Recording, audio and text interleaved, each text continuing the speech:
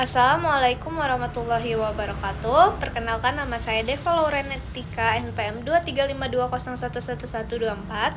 Di sini saya akan menjelaskan terkait dari diskusi kelompok pada nomor 1.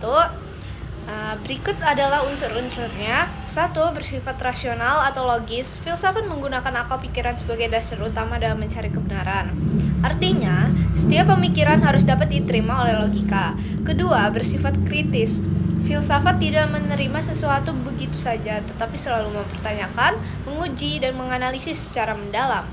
Ketiga, bersifat sistematis. Pemikiran filsafat disusun secara teratur, beruntun, dan memiliki hubungan yang jelas antara satu bagian dengan bagian lainnya.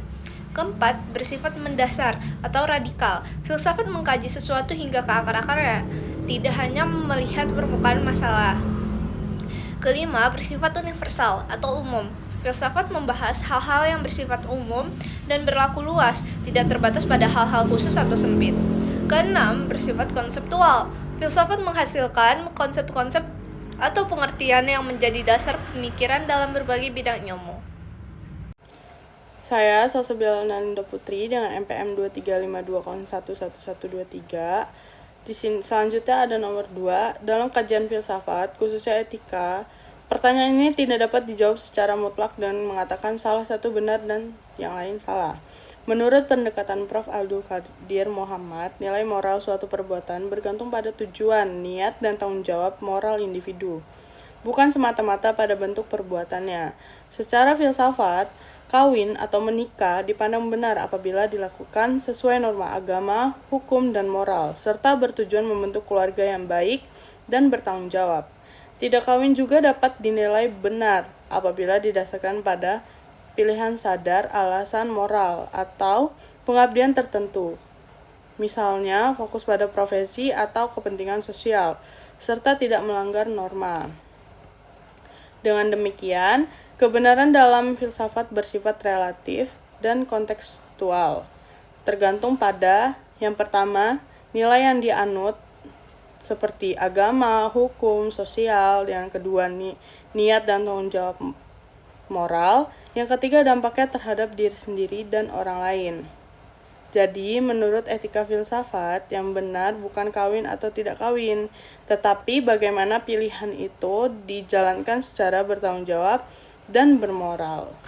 Saya Putri Soleha dengan NPM 23520111144.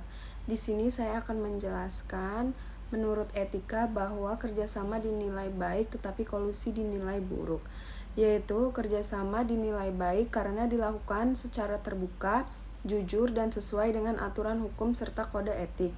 Tujuannya adalah mencapai kepentingan yang sah seperti menegakkan keadilan dan mencapai proses keadilan yang profesional. Nilai etisnya terletak pada adanya itikat baik, transparansi, dan tidak merugikan pihak lain. Sedangkan kolusi dinilai buruk karena merupakan bentuk kerjasama yang menyimpang. Kolusi dilakukan secara tertutup untuk kepentingan pribadi atau kelompok tertentu, seringkali dengan melanggar hukum, seperti adanya kesepakatan tersembunyi untuk mempengaruhi putusan. Hal ini jelas bertentangan dengan prinsip kejujuran, keadilan, dan integritas dalam profesi hukum. Kesimpulannya, dua itu yaitu perbedaan utama terletak pada niat, cara, dan tujuannya. Kerjasama yang bersifat sah dan etis untuk kepentingan umum, sedangkan kolusi bersifat tidak sah dan merusak keadilan serta kepercayaan masyarakat terhadap hukum. Selanjutnya, moral menurut Devos adalah moral yaitu keseluruhan aturan, kaidah, atau hukum yang berbentuk perintah dan larangan yang mengatur perilaku manusia dan masyarakat di mana manusia itu berada. Ciri moral adalah mengandalkan kesadaran manusia. Jadi, manusia tidak boleh bertindak sesuai semauannya atau tidak berbuat sesuatu.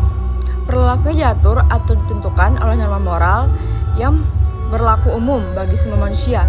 Manusia dibentuk oleh moral. Apabila manusia memenuhi syarat-syarat moral, maka perilakunya dan dia sendiri disebut baik. Sebaliknya, apabila tidak memenuhi syarat-syarat moral, perilakunya dan dia disebut buruk.